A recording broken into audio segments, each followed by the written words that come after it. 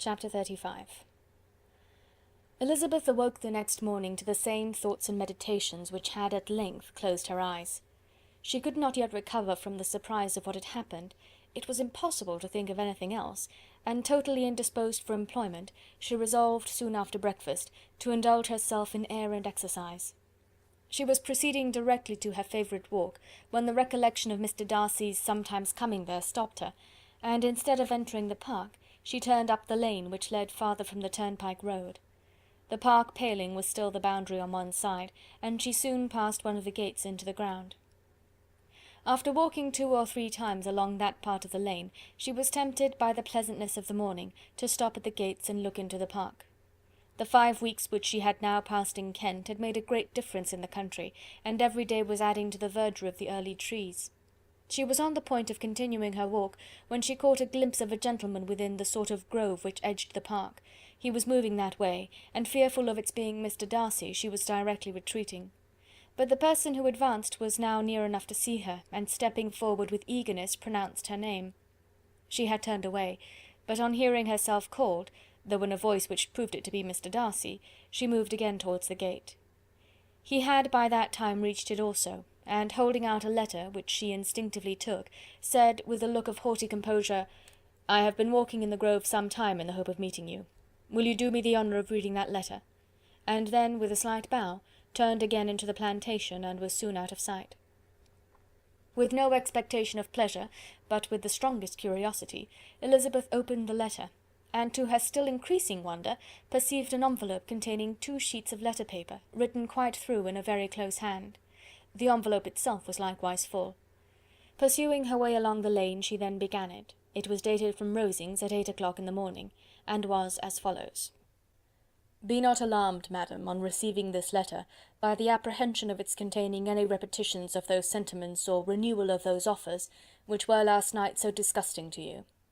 I write without any intention of paining you, or humbling myself, by dwelling on wishes which, for the happiness of both, cannot be too soon forgotten, and the effort which the formation and the perusal of this letter must occasion, should have been spared, had not my character required it to be written and read. You must therefore pardon the freedom with which I demand your attention. Your feelings, I know, will bestow it unwillingly, but I demand it of your justice.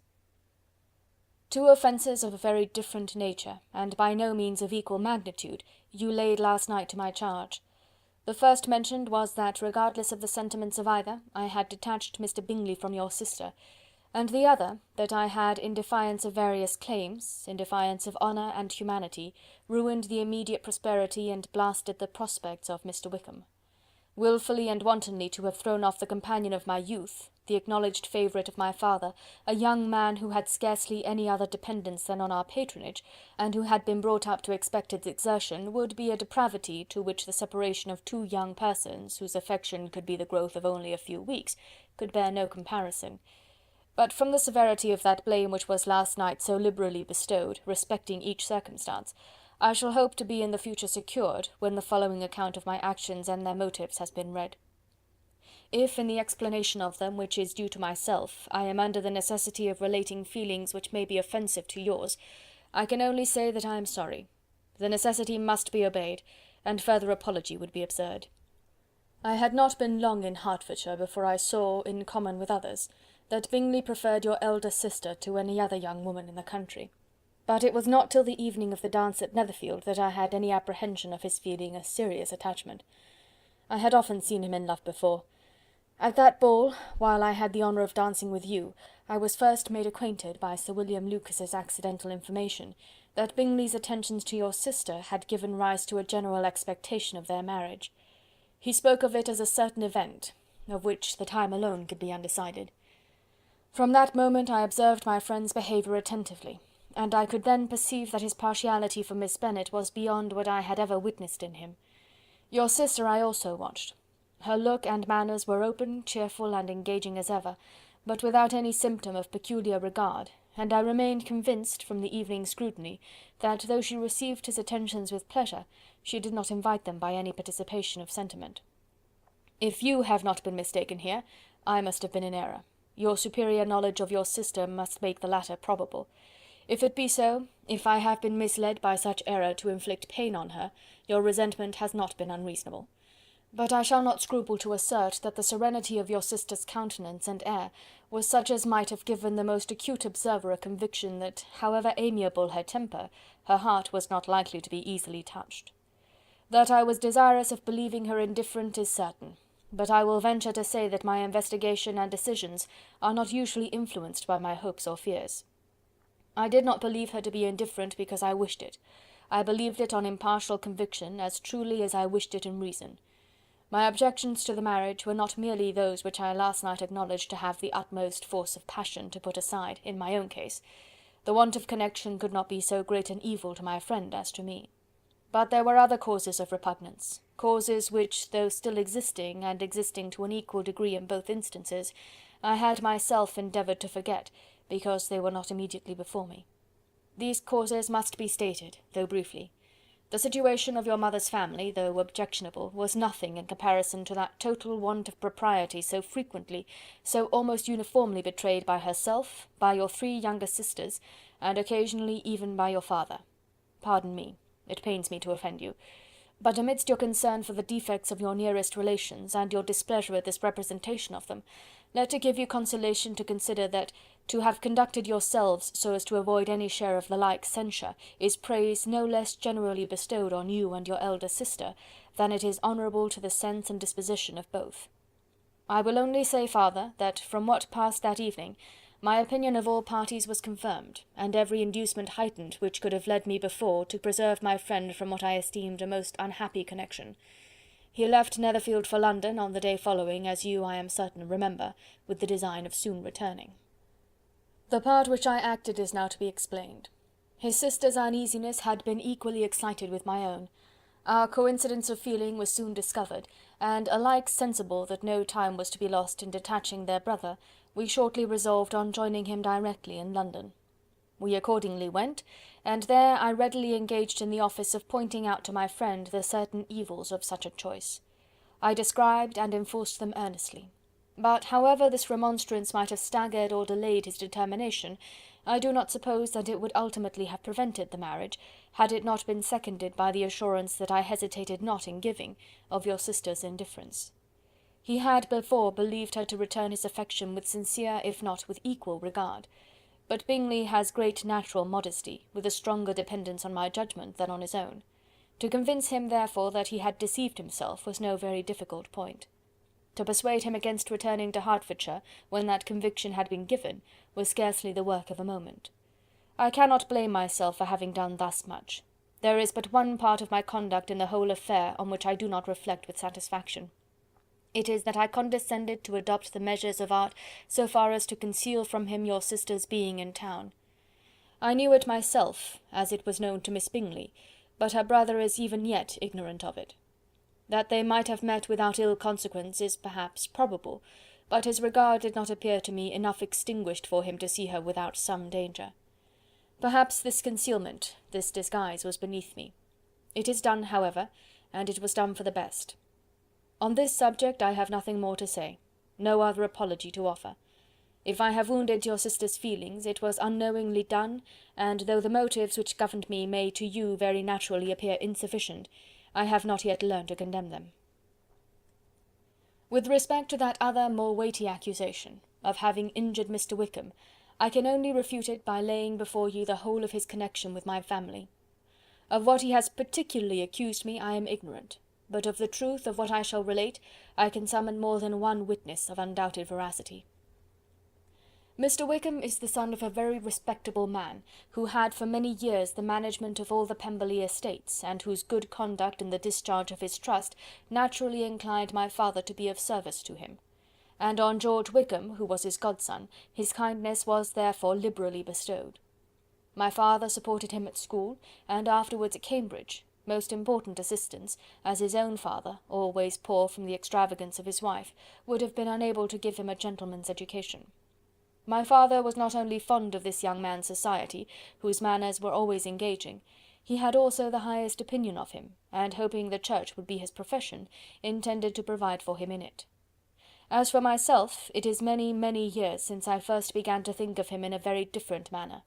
The vicious propensities, the want of principle which he was careful to guard from the knowledge of his best friend, could not escape the observation of a young man of nearly the same age with himself, and who had opportunities of seeing him in unguarded moments, which Mr. Darcy could not have. Here again I shall give you pain, to what degree you only can tell.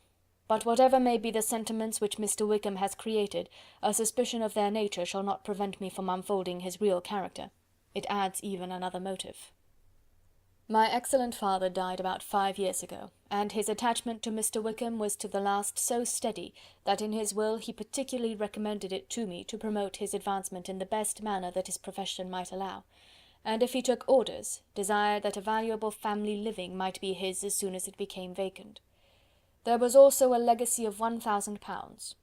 His own father did not long survive mine, and within half a year from these events, Mr. Wickham wrote to inform me that, having finally resolved against taking orders, he hoped I should not think it unreasonable for him to expect some more immediate pecuniary advantage in lieu of the preferment by which he could not be benefited.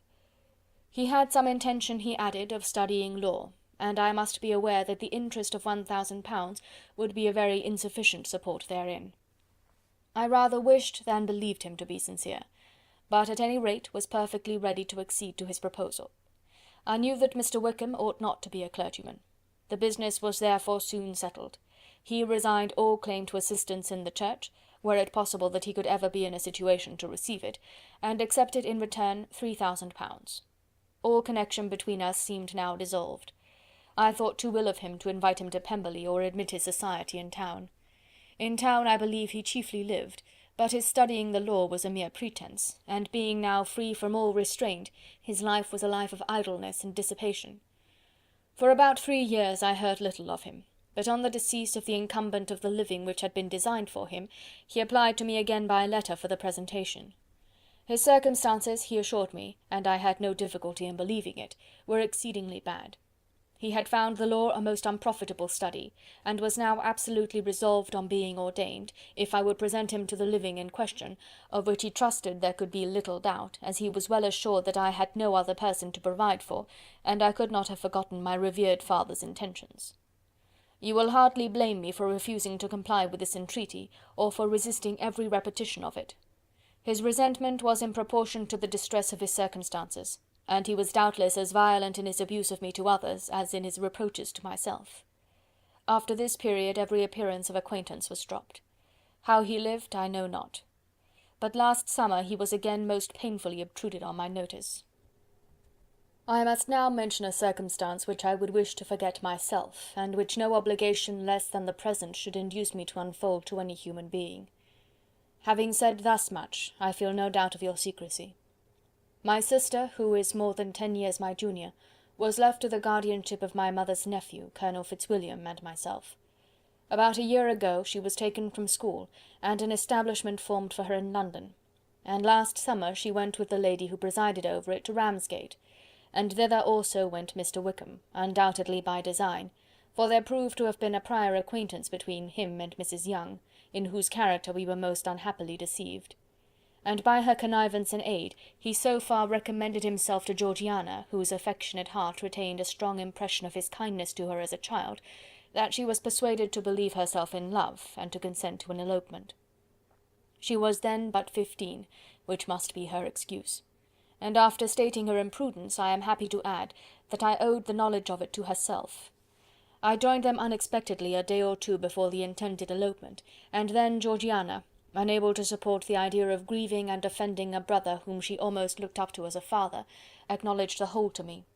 You may imagine what I felt and how I acted. Regard for my sister's credit and feelings prevented any public exposure, but I wrote to Mr. Wickham, who left the place immediately, and Mrs. Young was of course removed from her charge. Mr. Wickham's chief object was unquestionably my sister's fortune, which is £30,000, but I cannot help supposing that the hope of revenging himself on me was a strong inducement. His revenge would have been complete indeed. This, madam, is a faithful narrative of every event in which we have been concerned together, and if you do not absolutely reject it as false, you will, I hope, acquit me henceforth of cruelty towards Mr. Wickham. I know not in what manner, under what form of falsehood he had imposed on you, but his success is not perhaps to be wondered at. Ignorant as you previously were of everything concerning either, detection could not be in your power, and suspicion certainly not in your inclination. You may possibly wonder why all this was not told you last night, but I was not then master enough of myself to know what could or ought to be revealed. For the truth of everything here related, I can appeal more particularly to the testimony of Colonel Fitzwilliam, who, from our near relationship and constant intimacy, and still more, as one of the executors of my father's will, has been unavoidably acquainted with every particular of these transactions. If your abhorrence of me should make my assertions valueless, you cannot be prevented by the same course from confiding in my cousin, and that there may be the possibility of consulting him, I shall endeavour to find some opportunity of putting this letter in your hands in the course of the morning. I will only add, God bless you. Fitzwilliam Darcy. End of chapter 35.